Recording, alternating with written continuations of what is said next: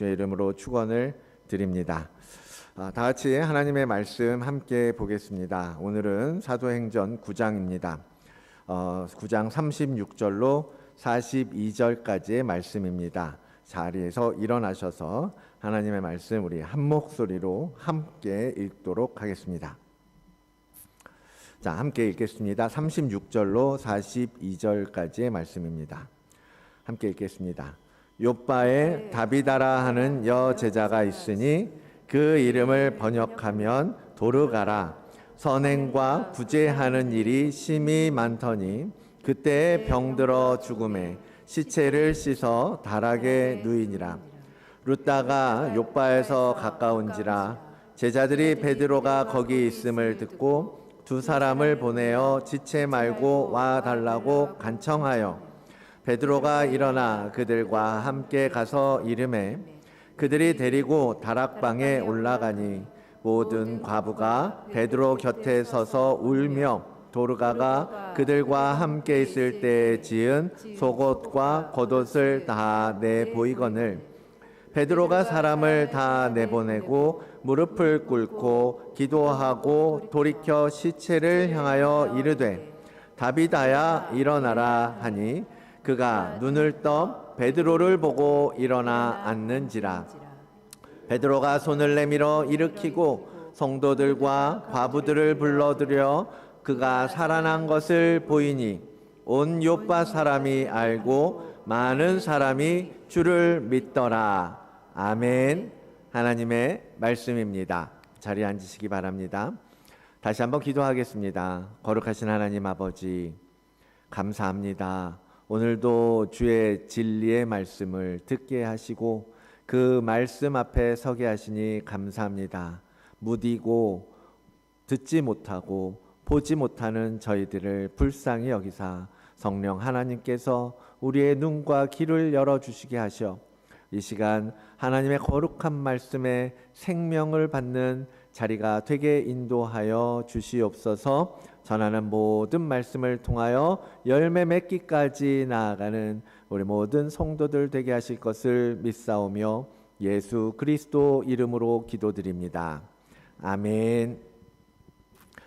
예, 부활이라는 주제를 가지고 오늘 설교를 준비하면서 이런 질문이 먼저 생각이 났습니다.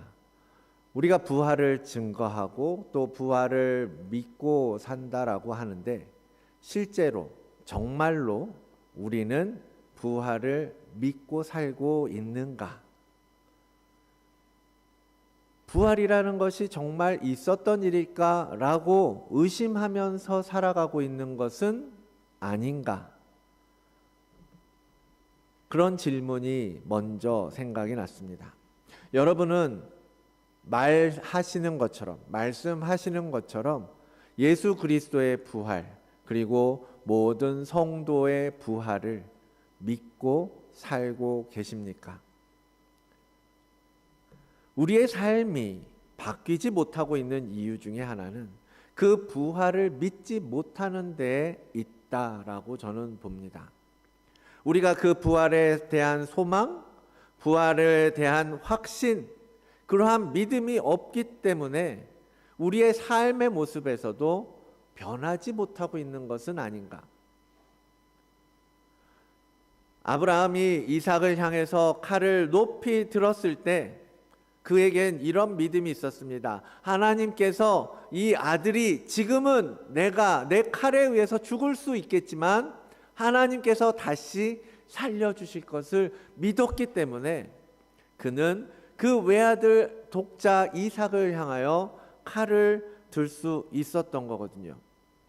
부활에 대한 믿음이 있는 사람은 정말 그렇게까지도 할 수 있는 건데 우리의 삶의 모습을 보면 내 삶도 마찬가지, 여러분도 마찬가지일 거예요. 정말 그거보다도 훨씬 사소한 일에도 우리가 포기하지 못하고 그 부활, 다시 하나님께서 우리에게 채워주시고 하나님께서 우리에게 부어주실 것이라는, 다시 살리실 것이라는, 다시 영원한 생명으로 하나님 나라에서 살게 하실 것이라는 그러한 믿음이 없어서 내가 여기서 밀리면 끝장이야. 난 여기서 더 이상 포기하면 나는 죽는 거야. 그러니까 나는 끝까지 이걸 붙잡아야 돼. 라면서 살고 계시는 것은 아닙니까? 그렇게 생각하니까 포기하면 안 된다라고, 죽을 수 없다라고 생각하니까 삶은 더 고통스러워지고 힘들어지고 어려워지는 거죠. 믿고 내려놓으면 하나님께서 나의 믿음을 통하여 일하실 것이라고 믿는 그 믿음, 그것이 부활을 믿는 믿음 아니겠습니까? 우리에게 그런 믿음이 필요한 때입니다. 정말 부활이 그냥 말로만, 머릿속으로만, 생각으로만 믿어진다라고 말되어지는 것이 아니라 실제적으로 우리의 삶 속에서 그 부활을 믿고 그 부활의 소망을 붙들고 살아갈 수 있는 믿음. 오늘 성경은 한 사람의 부활로 말미암아 한 도시가 깨어나고 주께로 돌아오는 역사를 기록해 주고 있습니다. 부활을 경험하고 그 부활을 믿게 되니까 부활의 증인으로 살게 되고 그 사회가 변화되는 밑바탕이 될 수 있었던 것이죠. 성경에 사람이 죽었다가 살아난 사건이 몇 건이나 기록되어 있는지 여러분 아십니까?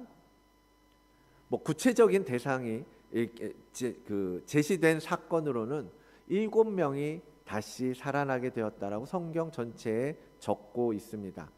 예수 그리스도의 부활까지 합하면 8건의 부활 사건이 나옵니다. 구약에서는 엘리야가 사르밧 과부의 아들을 살려준 장면이 열왕기상 17장에 나와요. 또 엘리사가, 그의 후계자인 엘리사가 수넴 여인의 아들을 살렸던 장면이 열왕기하 4장에 또 나옵니다. 그리고 신약에 들어가면요, 예수님께서는 전능하신 하나님의 아들이셔서 그런지 예수님은 몇 명 살려요? 3명을 살립니다. 나사로를 살리죠. 요한복음 11장에서. 마가복음 5장에서 야이로의 딸을 살립니다. 그리고 누가복음 7장에 가면 나인성 과부의 아들을 살려주는 장면도 나옵니다. 그리고 복음서의 마지막에 누가 살아요? 당신 자신 또한 죽음을 깨트리고 사흘 만에 다시 살아나십니다. 예수 그리스도 외에, 예수님 외에도 베드로가 오늘 본문에서 도르가라는 여인을 살렸죠. 사도 바울은 20장에 가면, 사도행전 20장에 가면 유두고라는 청년을 살리는 사건도 기록하고 있습니다. 이렇게 생각보다 많은 부활의 기록이 성경 속에 기록되어 있어요. 이 모든 부활의 사건들을 통해서 말씀하시는 것이 무엇입니까? 첫째는 하나님은 죽은 자를 살리실 수 있는 생명의 주관자시다라는 것이고요. 두 번째는 예수 그리스도의 부활에 대해서 어떻게 그런 일이 있을 수 있어? 말도 안 돼 라고 믿지 못하는 사람들에게 그것이 신화가 아니고 봐라, 이와 같이 하나님이 부활의 사건으로 기록되어 있는 일들이 얼마나 많냐. 그러니 예수 그리스도의 부활 또한 역사적 사실 아니겠느냐라는 것을 확인시켜 준다라는 점이에요. 그리고 이 부활을 믿는 자에게 영생을 주시겠다라고 하는 약속은 이와 같이 실제적으로 일어나는 부활을 통하여서 반드시 너희에게도 이루어질 것이다 라는 것을, 이 부활의 사건들을, 여러 사건들을 통하여서 독자들에게, 오늘 그 부활을 믿는 성도들에게 약속하고 확인해 주고 계신다라는 것입니다. 부활은 우리가 판타지 소설에서 보는 것 같은 그러한 허구가 아니에요. 그리스도인은, 우리 모두는 그 부활을 믿는 사람들입니다. 그것이 우리가 가진 소망의 근거이고 그 믿음으로 그 부활의 믿음으로 아브라함과 같이 오늘을 살면서 우리가 맞부딪히게 될 수많은 영적 싸움과 시험 가운데에도 나를 내려놓고 주님과 함께 부활의 생명으로 나아갈 수 있게 하는 것입니다. 오늘 이 시간 그러한 부활에 대한 확고한 믿음으로 굳게 서는 여러분들 모두가 되시기를 바랍니다. 다시 본문으로 집중해 보겠습니다. 사건이 배경이 되는 욥바, 지난주에 보여드렸죠. 지중해에 맞닿아 있는 해안 쪽 도시입니다. 제이라고 써놨다고 이상하게 읽으면 안 됩니다. 알겠어요? 욥바예요. 욥바. 그 욥바라는 곳에 한 여제자가 있었는데 그의 이름은 다비다 또는 도르가라고 불렸습니다. 그 이름의 뜻은요, 아름다움을 상징하는 사슴을 이야기합니다. 유대 광야의 가젤, 이렇게 생긴 동물이에요. 예쁘죠? 그래서 유대인들은 이 사슴에 대해서 아름답다라는 생각을, 상징적으로 아름답다라는 이야기를 합니다. 그러한 이름을 가진 다비다, 도르가라는 여인의 부활 사건입니다. 오늘 얘기하면서 자꾸 이렇게 글을, 원고를 쓰다 보니까요, 다비다라고도 적었다가 도르가라고도 적었다가 그럽니다. 여러분 헷갈리지 마십시오. 제가 다르비다라고 얘기하든 도르가라고 얘기하든 똑같은 한 인물이라는 거예요. 왜 이 사람 얘기했다 저 사람 얘기했다 하지 마세요. 우리 청년들, 자녀들 헷갈려 하지 마시라는 겁니다. 제가 이 이름 저 이름 말한다고. 다비다가 도르가고 도르가가 다비다입니다. 아무튼 이 여인이요, 그런데 어느 날 병들어 죽게 된 것입니다. 죽어가고 있었던 게 아니라 이미 죽어 시체가 된 상태였습니다. 그런데 멀지 않은 루다라는 곳에 있는 베드로에게 사람들이 사람을 보낸 거예요. 이 여인을 위해서 와 주십시오라고 간청을 한 거죠. 그리고 베드로는 가까운 욥바에 그가 왔고, 놀랍게도 베드로가 기도하고 선포했더니 이 여인이 다시 살아나게 된 사건을 오늘 사도행전은 우리에게 전해 주고 있는 것입니다. 이 부활로 말미암아서 욥바 전체 큰 변화의 물결이 일어나게 됩니다. 온 욥바 사람이 알고 많은 사람이 주를 믿게 된 거예요. 다비다의 죽음과 부활은 이와 같이 한 시대를 바꾸고 한 도시를 바꾸는 놀라운 사건이었습니다. 바로 하나님은 하나님 나라의 확장, 하나님의 그 복음, 예수 그리스도의 복음의 확장을 위해서 지금 다비다라는 한 여인을 죽음 가운데에서 부활, 새 생명으로 살려주셨던 것입니다. 하나님께서 그러면 왜 다비다라는 인물을 택하셨을까? 왜 이 여인을 통해서 이 큰 일을, 이 하나님 나라의 놀라운 일을 행하셨을까? 이제 그 내막을 살펴보려고 합니다. 다비다라는 여인, 어떤 사람이었을까요? 성경에 나와 있는 힌트들을 중심으로 학자들이 이제 많은 생각을 연구했겠죠. 사도행전을 기록한 누가라는 사람은 그에 대하여 먼저 이렇게 표현합니다. 다비다라 하는 여제자가 있었다. 다비다를 두고 여제자라고 표현하고 있는 거예요. 누가는 어떤 사람이에요? 의사였습니다. 사람을 보는 눈이 있었고 사람을 평가할 수 있는 그러한 눈이 있던 사람이에요. 그런데 그 누가의 눈에 다비다라는 여인의 이야기를 들으니까, 다비다라는 사람을 보니까, 야, 이 사람은 제자라고 불러도 괜찮을 만한 사람이구나 라는 거였어요. 그 제자들, 여러분 우리가 사도행전에서 쭉 봐왔지만 그 당시에 여자라는 그 존재의 그 사회적 지위가 어땠는지 여러분 알고 계시잖아요. 숫자를 숫자에 세지도 않았던 사람이 여자 아닙니까? 이름도 잘 남겨지지 않는 것이 여자들이었습니다. 그런데 다비다에 대해서는 마치 다른 제자들 베드로나 요한이나 스데반이나 빌립과 같은 그 초대교회의 신실하고 성령이 충만하고 지혜가 넘치는 그 제자들처럼, 그들처럼 이 다비다라는 사람도, 여인도 그와 같이 제자와 제자의 자격을 갖춘 자였다라고 인정을 해주고 있는 거예요. 새 계명을 너희에게 주노니 서로 사랑하라. 내가 너희를 사랑한 것 같이 너희도 서로 사랑하라. 예수님께서 그렇게 가르쳐 주셨어요. 그러면 제자는 어때요? 선생님께서 가르쳐 주신 대로 서로 사랑하기 위해서 살고 정말 마음을 다해 주님께 받았던 그 사랑으로 내 이웃을 사랑하려고 노력했던 사람들, 그들이 제자 아닙니까? 그렇다면 다비다는 그러한 삶을 살았던 여인이었던 거죠. 그렇게 말할 수 있는 근거가 뭐예요? 그 뒤에 바로 나오지 않습니까? 다비다의 실제 삶의 모습이 어땠다고요? 선행과 구제하는 일이 심히 많았다. 선행과 구제하는 일이 심히 많았다라고 그녀의 행적에 대해서 누가가 기록하고 있습니다.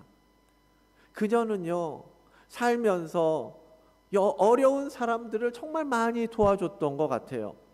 그들에게 손 내밀어주고 그가 가진 것이 적든 많든 그 가진 것을 가지고 연약한 사람들을 세워주고 그들을 입혀주며 섬겨왔던 거죠. 이 본문에서 심히 많았다라는 말은요, 마치 우리가 성령 충만함을 말할 때 얘기하는 것처럼 그 충만함을 이야기합니다. 넘치도록 충만함. 그것을 부정적인 의미로는요, 낭비라고 표현하거든요. 낭비로 표현을 합니다. 어떤 말이에요? 심이 많았다는 건 뭐냐면 마치 낭비처럼 보일 만큼 그냥 있는 거, 가지고 있는 거 들어올 때마다 그냥 막 풀어서 돕고 섬기고 구제하고 보듬어주고 안아주었다라는 거예요. 다들 나 살 건 챙기는 게 일반적인데 아마도 그녀는 나 살고 먹을 것조차도 콩 한 조각까지도 함께 나누며 살았음에 틀림이 없을 것입니다. 그러한 삶을 살았던 도르가였기 때문에 그녀의 선행과 구제를 받고 도움을 얻었던 그 많은 사람들이요, 얼마나 많았는지 그들이 받았던 그 사랑을 얘기하고 증언하고 있잖아요. 39절이 기록, 그렇게 사람들이 막 얘기하는 거예요. 베드로가 오니까 막 슬퍼하던 과부들이 자랑하듯이 말합니다. 제가 입고 있는 이 옷이요, 도르가 선생님이 나를 위해서 지어주셨어요. 그래, 나도 선생님이 옷 하나 지어줬어. 다른 사람은 저는요, 속에 받쳐 입으라고 속옷까지도 지어주셨어요. 막 이런 얘기들을 하고 있잖아요. 이 사람 저 사람 다들 나는 도르가에게 이렇게 사랑받았습니다. 다비다가 나를 위해서 이렇게 해주었습니다. 그 사랑을 증언하면서 이제는 우리 곁을 떠난 너무너무나 값진 그 사랑에 대해서 나누고 있는 것입니다. 모두가 그녀의 죽음을 아쉬워하고 슬퍼하며 있었던 거죠. 하나님, 왜 이렇게 귀한 일을 해주시는 분을 갑자기 이렇게 데려가십니까? 이렇게 일찍 데려가십니까? 그런 마음으로 모두들 그곳에 모여 있었던 것입니다. 하나님께서는 그러한 성도들의 마음을 아시고 지금 다비다를 다시 돌려 보내주신 것입니다. 다비다 입장에선 그랬겠죠. 정말 인생 열심히 주님께서 가르쳐 주신 말씀 그대로 살려고 노력하고 힘껏 마음껏 살다가 이제 하나님께서 이제 다 했다, 수고했다, 이제 나와 함께 하자라고 딱 불러주시니까, 그래서 천국 문을 탁 들어가려고 하는데 그 도르가에게 성도들이 너 때문에 너를 불렀다고 너무 힘들어하는구나. 그냥 도로 가라. 그래서 도르가가 아닌가. 그런 거죠. 어쩌면 다비다 입장에서는 안 돌아가고 싶었을지도 모릅니다. 그 천국문에서 이제 내가 예수님과 우리 하나님과 이 천국에서 약속하신 소망대로 살면 되겠구나. 다시 이 땅으로 되돌아오는 걸 원치 않았을 것 같아요.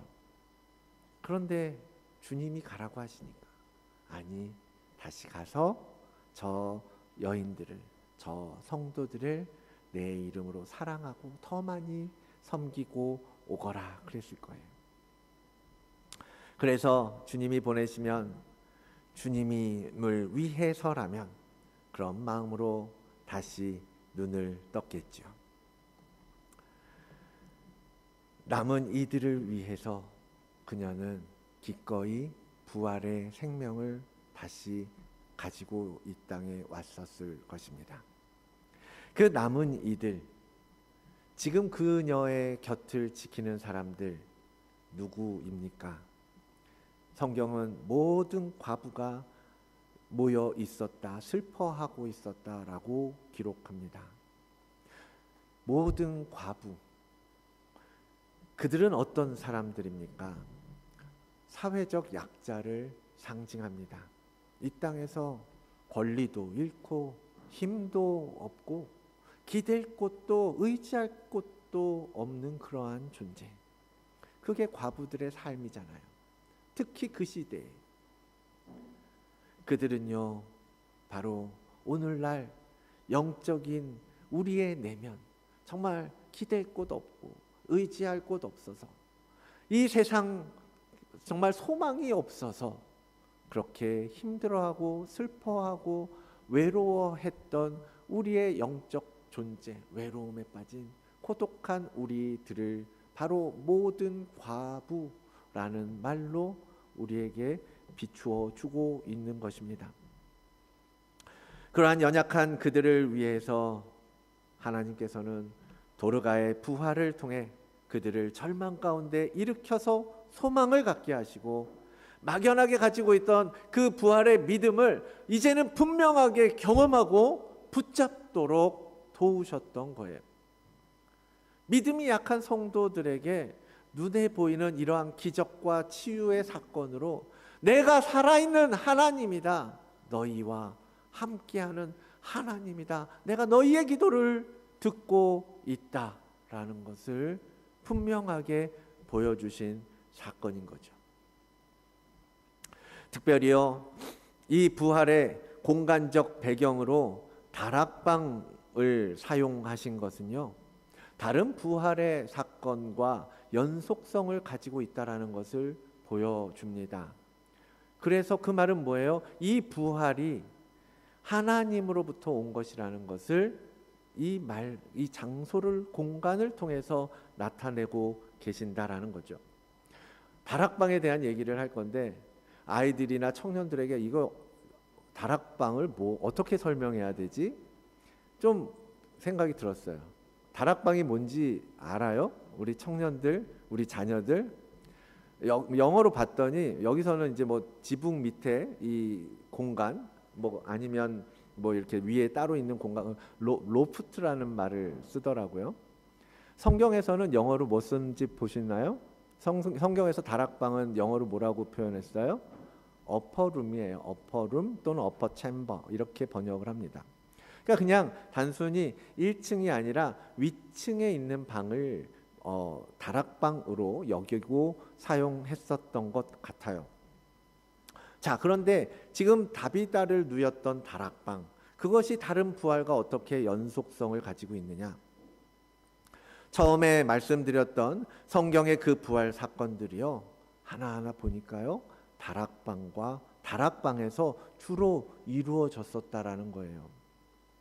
엘리야 때에도, 잠깐, 이 왕상, 이거죠. 자, 엘리야 때에도 죽은 아들을 다락으로 데려가서 거기서 살립니다. 엘리사도요, 그가 거하던 기거하던 다락방에 그 죽은 아들을 데리고 올라가서 거기서 그 아들을 살리게 됩니다. 주님께서 마지막 만찬을 제자들과 가지셨던 곳도 다락방이었죠. 그곳에서 주님의 생명의 살과 생명의 피를 제자들에게 나누어 주었습니다. 오순절 성령이 강력하게 임하였던 마가의 다락방 또한 다락방이었다라는 거죠. 오늘 죽은 다비다를 다락에까지 끌고 올라갔던 것도 바로 이것과 관련이 있었다라는 겁니다. 왜냐하면 그때는 사람이 죽으면 그렇게 그 죽은 시체를 높은 윗방으로 올릴 이유가 없어요. 먼저 죽으면 어떻게 해요? 씻기고 향유를 발라줍니다. 그리고 여러 사람들이 뷰잉할 수 있도록 아래층에 모시는 거죠, 그 고인을. 그런데 지금 다비다는 그렇게 하지 않고 그냥 몸을 깨끗이 씻기고 향유를 바르지 않고 위층인 윗방인 다락에다가 놓고 데리고 있었던 거거든요. 왜 그런 거예요? 성경에서 이 다락방이 하나님의 생명이 부여되었던 공간이었기 때문입니다. 그곳은 주님의 생명이 나뉘었던 곳이고 그곳엔 성령의 충만한 임재가 있던 곳이었기 때문에 그 공간을 통하여서 하나님께서 다시 한번 초대교회에 역사하셨던 것이죠. 하나님의 의도된 공간에 다비다를 누였었다라는 것입니다. 사람들은 그곳에서 다시 눈을 뜨게 된 다비다를 보면서 그 도르가를 보면서 이 구약에 일어났던 부활의 사건들, 그리고 예수 그리스도께서 부활 이후에 제자들을 만나고 그곳에서 놀라운 성령의 역사가 있었던 그 공간을 다시 기억해 내었을 것입니다. 그러면서 야, 정말 하나님은 생명의 주관자이시구나, 하나님은 죽음을 깨트리시는 분이시구나, 하나님의 놀라운 역사를 찬송할 수밖에 없지 않았겠습니까? 그것이 바로 다비다를 살려주신 이유 아니었겠어요? 이 부활의 신앙을 분명하게 붙들고 가는 여러분들이 되시기를 바랍니다. 다락방 성경 공부 쫓아다니라는 게 아니에요. 이 성경의 좋은 컨셉들을 이단들이 하여튼 다 가지고 가가지고 다락방 설교도 제대로 못하겠어요. 다락방 뭐 이상한 데 따라다니라는 것이 아니라 정말 그 부활의 생명, 그 부활로서 우리 가운데 함께 하시고 우리의 어려움과 절망 가운데 소망이 되어주신 그 주님을 기억하면서 살자고요. 절망이 찾아올 때 그 복음의 능력을 붙드시라는 겁니다. 그 부활의 생명을 꼭 붙잡으라는 거예요. 우리 모두가 그 부활을 믿는 믿음으로 사는 자라는 것 결코 놓치지 않는 여러분들 되시기를 축복합니다. 하나님께서는 이 일을 위해서 베드로를 사용하셨습니다. 성령 충만을 받았던 베드로는 이제 주님의 뜻이 뭔지, 하나님의 계획이 무엇에 있는지 그것을 분별하고 그것을 따라가고 있었습니다. 그래서 사람들이 그를 불렀을 때에, 그리고 도르가가 행했던 그 선행과 구제의 이야기를 들으면서 하나님께서 무엇을 원하시는지, 하나님께서 무엇을 하시려는 것인지 그는 알았을 거예요. 그래서 다락에 놓은 그 도르가를 향해서 예수님께서 하셨던 것처럼 그는 간절히 기도하고 선포했던 것입니다. 다비다야 일어나라, 다비다야 일어나라. 베드로는 주님께서 야이로의 딸을 살리실 때 하셨던 방법 그대로 따라했어요. 주님은 잠든 야이로의 딸을 향해서 달리다굼 일어나라 소녀야 라고 말씀하셨습니다. 죽은 과부의 아들을 향해서도 청년아 일어나라 하면서 그를 깨웠습니다. 나사로를 향해서도 나사로야 이제 죽음을 깨트리고 나와라 라고 선포하셨습니다. 생명의 근원이 되시는 그 주님께서 선포하고 부르시니까 죽은 자들이 일어나고 깨어났던 것입니다. 그 주님이 주신 능력으로 베드로 또한 똑같이 외쳤던 거예요. 다비드야 일어나라. 그 능력으로, 그 이름의 능력으로 죽음을 깨트린 것입니다. 그리하여 먼저는 함께 있던 그 모든 과부들, 욥바의 성도들이 하나님의 하나님 되심을 보게 하였습니다. 모든 사람들이 하나님을 찬양했겠죠. 하나님 너무너무 감사합니다. 다비다를 다시 돌려보내주시니 감사합니다. 우리에게 부활의 믿음을 갖게 하시니 감사합니다. 그들은 만나는 사람마다 이 부활을 증거하지 않았겠습니까? 봐라, 내가 예수 그리스도를 믿고 하나님을 믿으니 부활의 소망을 주셨고 그 부활이 실제로 이제 이루어지게 될 것을 이러한 사건을 통해서 증거해 주고 계시지 않느냐. 그 이야기를 들으면서 누가 그 부활을 믿지 않을 수 있었겠습니까?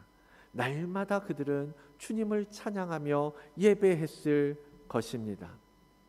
그리고 욥바라는 도시에서 많은 죽은 영혼들, 잠들고 마비된 영혼들, 그들을 깨우고 그들을 일으키고 그들로 주를 믿게 하셨던 것입니다. 다비다에게 불어넣으신 그 부활의 생명이 그녀를 통해서 모든 과부들에게 흘러가고 모든 성도들에게 흘러가고 그리고 그 도시 전체로 흘러가게 된 것입니다. 사랑하는 성도 여러분, 부활은 그런 힘이 있는 것입니다. 우리가 그리스도의 부활을 믿고 그 믿음대로 살아간다면 우리는 반드시 주변에서 이러한 많은 변화들을 보게 될 줄로 믿습니다. 죄송합니다. 먼저는 내가 변할 거고요. 내 가족이나 형제들이 나를 보고 변하게 될 것입니다. 내 주변의 동료들, 친구들이 부활의 믿음으로 살아가는 나를 보고 주를 믿게 되는 은혜 안으로 들어오게 될 것입니다. 그리고 그 부활을 믿는 믿음으로 생명을 선포하면서 살아가야 하는 것입니다. 예수 그리스도의 생명으로 이제 일어나라, 좀 깨어나라 라고 선포하는 거예요. 여러분 주변에 힘들고 어려워서 쓰러져 있는 사람들, 지쳐 있는 사람들, 내가 부활의 주님을 만났고 내가 그 부활의 소망을 갖고 살아가니 너도 나와 같이 그 부활의 믿음을 믿으며 갔으면 좋겠다라고 복음을 전하고 그들을 향하여 선포하고 그들을 위하여 기도해 주는 것, 그러한 일들을 함께 해보자라는 것입니다. 온 욥바 사람이 알고 많은 사람이 주를 믿더라. 사람들이요, 그렇게 살아난 도르가를 보면서 야, 도르가 정말 대단해, 놀라운 은혜를 받은 사람이야, 도르가를 쳐다보지 않았어요. 그 도르가를 베드로가 살렸죠. 그렇다고 해서 와, 베드로 저 사람 놀라운 사람이야, 베드로를 따라가지 않았어요. 누굴 믿어요? 주를 믿었다라고 성경은 기록합니다. 오직 예수 그리스도께 집중하는 것입니다. 도르가나 베드로는 그냥 주의 일을 위하여 쓰임받은 선한 도구였을 뿐입니다.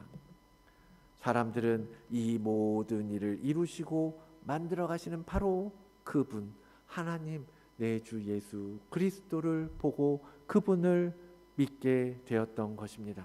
기적 자체가 중요한 게 아니에요. 기적을 통해 주님을 바라보게 하시기 위해서 하나님은 기적을 베푸시는 거 아닙니까? 치유를 일으켜 주시는 것 아닙니까? 부활을 통해서 나를 보라고, 내게 집중하라고, 나에게 나아오라고, 그래서 이 부활의 사건을 보여주시는 것 아닙니까? 우리의 믿음도, 우리가 부활을 믿는 믿음도 그렇게 주를 증거하기 위한 도구일 뿐인 거예요. 우리가 바른 믿음을 가지고 부활 생명으로 살아간다면 많은 사람들이 우리를 통해서 주를 보게 될 것이고 우리를 통해서 주를 믿게 될 것입니다. 말씀을 마무리하겠습니다. 오늘 성경이 다비다의 부활 사건을 통해서 우리에게 무엇을 말씀하고 계십니까? 하나는 참 연약한 우리들, 성도들, 주님을 믿음에도 불구하고 현실의 그 높은 벽 앞에서 절망하고 눈물 흘릴 수밖에 없는 그 백성들을 위해서 주님은 때로는 기적과 치유로 우리를 살려주고 계신다라는 거예요. 우리는 한없이 연약하잖아요. 나약하고 믿지 못하고 순종하지 못하는, 그래서 은혜가 필요한 자들 아닙니까? 그런 우리들에게 주님의 살아계심을, 주님이 주신 소망이 가짜가 아니라는 것을 보여주시면서 함께 가자, 나를 믿어라, 내가 너에게 생명을 주겠다 라고 말씀하고 우리를 초청하고 계십니다. 이제는 그 부활 신앙을 분명히 알고 믿음으로 예수 그리스도의 생명을 선포하면서 우리가 날마다 성장해 가기를 축복합니다. 또 하나, 우리 인생이 다비다와 같은 삶이 되기를 축복합니다. 많은 사람들에게 그리스도의 사랑을 나눠주고 많은 사람들이 나를 통해 그리스도를 볼 수 있도록 우리는 뭐라고요? 그리스도의 편지요, 그리스도의 향기라고 말씀하고 계시지 않습니까? 그러한 그리스도의 편지가 되어 섬기고 사랑하는 여러분들이 되시기를 바랍니다. 그러려면요, 무조건 우리는 주님 안에 거하는 삶을 살아야 하는 거예요. 다른 거 없어요. 다른 거 우리가 뭐 할 수 있는 거 뭐가 있습니까? 우리가 어떻게 우리 힘으로 원수를 사랑하고 어떻게 우리가 우리의 힘으로 뺨을 돌려대며 살 수 있겠습니까? 어떻게 우리가 겉옷을 벗어주며 함께 걸어가 줄 수 있겠습니까? 오직 그리스도 예수 안에 거할 때 그것은 가능한 거예요. 내 안에 거하라. 그가 내 안에, 내가 그 안에 거하면 그제서야 열매를 많이 맺게 될 것이다 말씀하십니다. 그리고 열매를 많이 맺으면 아버지께서 영광을 받으실 것이요 너희가 내 제자가 될 것이다 라고 주님은 말씀하십니다. 그것이 우리가 살면서 목표해야 할 부분 아니겠습니까? 그렇게 하려면 말씀드린 것과 같이 그분 안에, 주님 안에 거해야 합니다. 주님의 마음을 헤아리고 주님의 시선을 따라가고 제자로 쓰임받는 삶, 주 안에서 열매 맺고 그것으로 하나님께 영광이 되는 삶, 그렇게 쓰임받는 우리 다드림교회 모든 성도들 되시기를 주의 이름으로 축원을 드립니다. 아버지 하나님, 감사합니다. 감사합니다. 주님, 우리 안에 연약해졌던 믿음을 다시 돌아보고 굳게 붙잡을 수 있도록 인도하여 주시니 감사합니다. 주님께서 살아나셔서 오늘 우리에게 소망이 되셨던 것, 아버지 하나님, 그 부활의 믿음이 하나님 우리의 입술로 그냥 지식으로 고백되어지는 것이 아니라 우리의 삶 속에서 실제적으로 부활을 살아내는 자들 되게 인도하여 주시옵소서. 믿겠습니다. 주님, 이제는 믿음으로 나의 삶을 주님께 드리겠습니다.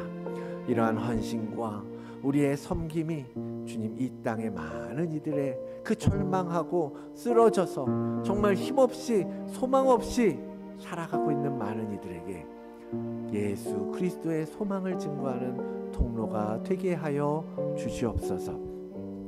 그리하여 주님의 나라, 주님의 뜻, 하나님 아버지, 우리의 주기도문의 고백처럼 이 하늘에서 이루어진 것과 같이 이 땅에서도 우리 교회와 성도를 통하여 이루어지게 역사하여 주시옵소서. 그렇게 일하실 주님을 찬양합니다. 오늘 우리의 예배를 받으실 하나님께 영광을 올려드립니다. 감사드리며 예수 그리스도의 이름으로 기도드립니다. 아멘. 함께 일어나셔서 파송